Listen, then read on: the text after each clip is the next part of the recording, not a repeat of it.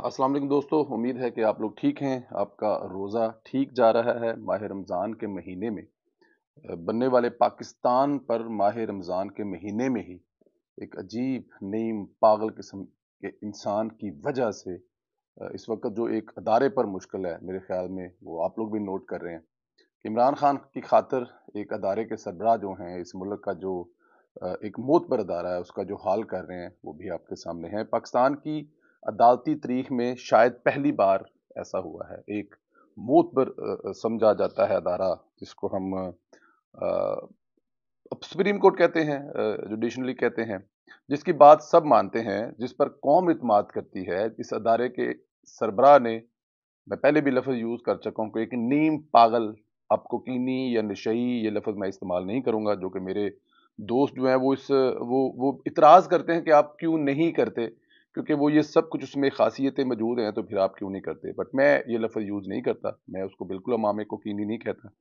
जो कि मेरे दोस्त हैं वो साबित करते हैं कि ये ठीक लफ्ज़ है उसके लिए, क्योंकि वो कोकीनी है तो उसको अमामे कोकीनी कहने में कोई हर्ज नहीं है। बट एनी हाउ, उस शख्स के लिए इस वक्त जो है ना, वो अदालत जो है वो पूरी कौम के सामने इस टाइम खड़ी है। आज पहले चीफ जस्टिस ने सुप्रीम कोर्ट के रजिस्ट्रार, जिसकी हैसियत क्लर्क की है, इसके जरिए एक सर्कल जारी कराया। काजी फायज इस्सा समेत 2 जजों का अज खुद नोटिस की समात वाला फैसला मुस्तरद कर दिया, उड़ा के रख दिया। उन्होंने कहा कि ये जो मेरे साथी 2 हैं, जो मेरे बाद चीफ जस्टिस बनने वाले हैं, और उनके साथ जो दूसरी साथी जज हैं, उनका जो फैसला था ना, वो जो समात वाला फैसला था, उसकी कोई अहमियत नहीं है। मैं ही हूँ सब कुछ, मैं हूँ डॉन। ये कहा है आज चीफ जस्टिस ने, मैं हूँ डॉन। तो डॉन ने उड़ा के रख दिया है। यानी एक अदालती और आईनी फैसला इंतजामी सर्कुलर के जरिए मुस्तरद कर दिया गया। आप अंदाजा करें, ये है वो ताकत जिसको कम करने की कोशिश की जा रही है कि कोई अपनी जात के लिए या अपने किसी लाडले के लिए अदारे का ये हाल ना करे। इससे बड़ी कोई आयन शिकनी नहीं हो सकती। और ये आयन शिकनी कर कौन रहा है? जिसने पूरे मुल्क के आयन को चलाना है, वो आयन शिकनी कर रहा है और मुसलसल कर रहा है। एक रजिस्ट्रार से मुस्तकिल के चीफ जस्टिस के फैसले को मुस्तरद कैसे कर सकता है सरकार, वो भी एक क्लर्क? और इसके खिलाफ किस हैसियत से सर्कुलर जारी कर सकता है? ये एक सवाल है जो कि इस वक्त पाकिस्तान की अवाम और social media, TV, main stream media जो है वो चीफ जस्टिस साहब से ये सवाल कर रहा है कि एक रजिस्ट्रार जो कि क्लर्क है, वो मुस्तकबिल के चीफ जस्टिस के फैसला कैसे मुस्तरद कर सकता है? क्या उसकी ताकत चीफ जस्टिस जो बनने वाले हैं, जो इस पर दूसरे नंबर पर हैं, और उनके साथ दूसरे मुअज़्ज़ज़ जज जो बैठे हैं, उनको उड़ा के रख दिया है? देखा जाए तो चीफ जस्टिस ने एक और मिसकंडक्ट कर दिया है, बल्कि तौहीन अदालत ही कर दी है। इस पर सुप्रीम कोर्ट के जज ही चीफ के खिलाफ रेफरेंस भिजवा सकते हैं जी। अब ये बाहर से कुछ करने की जरूरत नहीं है कि बाहर से कोई बार या सुप्रीम बार या कोई आए और वो आकर चीफ के खिलाफ तौहीन अदालत का रेफरेंस भेजे। मेरे ख्याल में उसकी जरूरत नहीं है, क्योंकि अब अदालत से ही जो उनके साथी जज साहबान हैं वो ये काम कर सकते हैं। और चीफ साहब ने क्योंकि तौहीन अदालत की है, अपने ही जो मुअज़्ज़ज़ जज हैं उनके जो फैसले को उड़ा के रख दिया है, क्योंकि मैं हूँ डॉन। तो डॉन जो है वो ज़ाहिर है, उसको तो फिर अब समझ रहे हैं।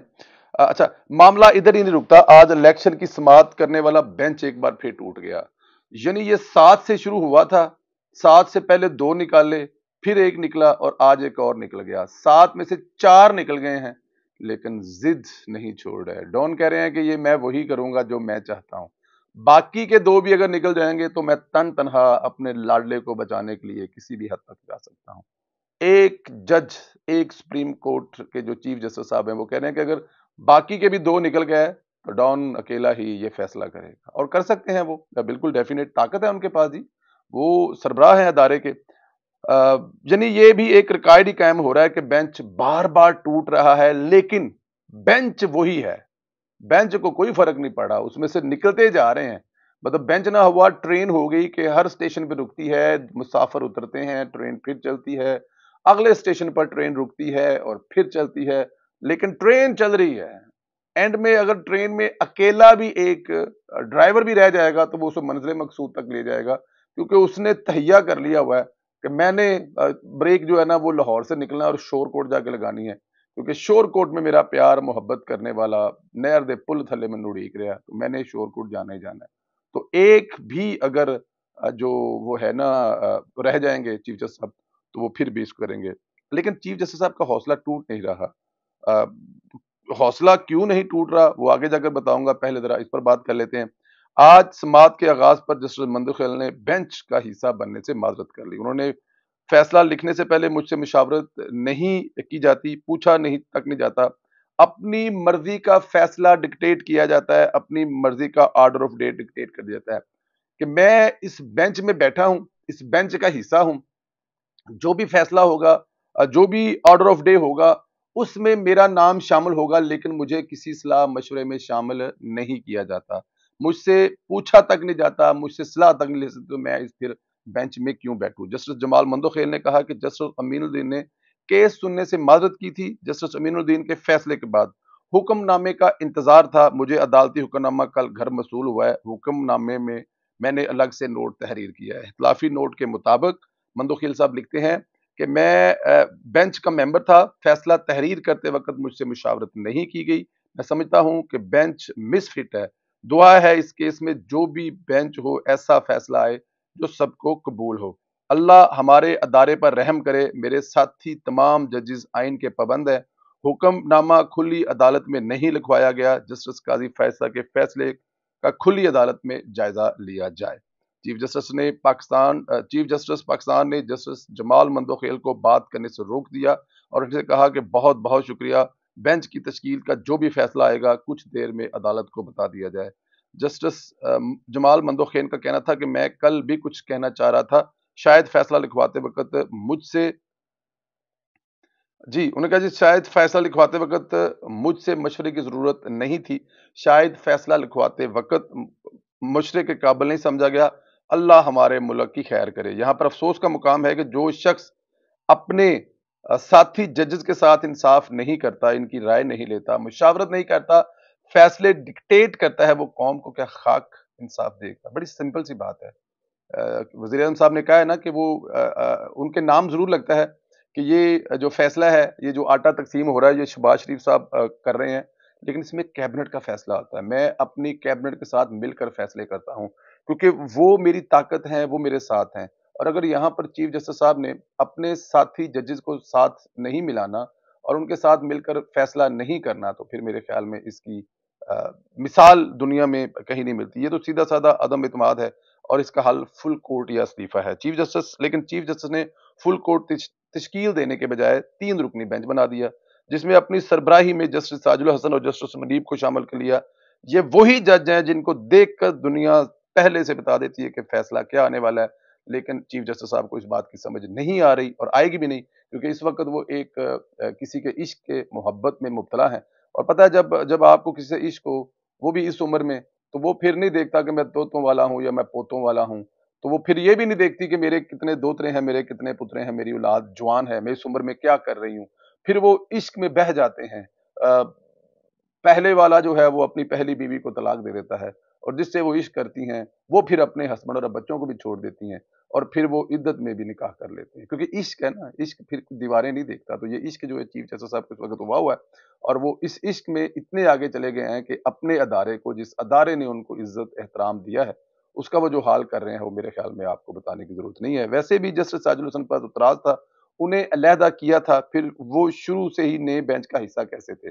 جب فیصلہ دینے والا جج بینچ اعجاز الحسن نہیں تھے تو عمل درآمد کرنے والے بینچ میں کیسے بیٹھ سکتے ہیں؟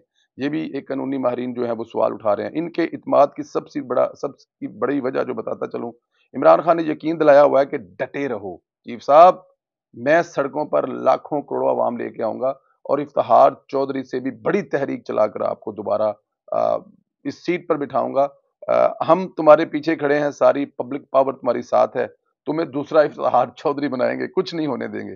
بس یہی چیز حوصلہ دے رہی ہے موصوف کو، اور جان بوجھ کر غیر آئینی قدم کر رہے ہیں۔ لیکن اب حکومت نے بھی فیصلہ کر لیا، 2 ہی چیزیں قابل قبول ہوں گی، فل کورٹ کا فیصلہ اور دوسری آپشن جو ہے نا وہ استعفیٰ بھی ہے۔ کہا جا رہا ہے کہ اگر وہ استعفیٰ بھی دے دیں تو بھی یہ قابل قبول ہے، لیکن اب دیکھنا یہ ہے کہ عمران خان کی محبت میں وہ آخری حد تک جاتے ہیں یا پھر شور کوٹ سے کسی پہلے اسٹیشن پر गाड़ी की, ट्रेन की ब्रेक लगाकर, कौम से माफ़ी माँग कर अपना जो अगला पीरियड है, अगला जो वक़्त है, उसको इज़्ज़त और एहतराम के साथ गुज़ार कर रिटायर होते हैं, या फिर पाकिस्तान की तारीख में दूसरा जस्टिस सज्जाद अली शाह बनने के लिए बिल्कुल तैयार है। इजाज़त दें, इंशाअल्लाह ताला आप लोगों से अगले वीलॉग में मुलाकात होगी। शाम को बड़ा अहम प्रोग्राम होगा। एक रिक्वेस्ट जो आपसे करते हैं, हमारे चैनल को सब्सक्राइब करें, जिसमें बेल आइकॉन है जिससे आपको नोटिफिकेशन मिलता है, उसको भी ऑन करें। मैं अक्सर देखता हूं कि आप एक बड़ी तादाद में वीलॉग देखते हैं, लेकिन बहुत सारे लोगों की ऐसी तादाद होती है जिन्होंने चैनल सब्सक्राइब नहीं किया। वो आपके सब्सक्राइब करने से होता यह है कि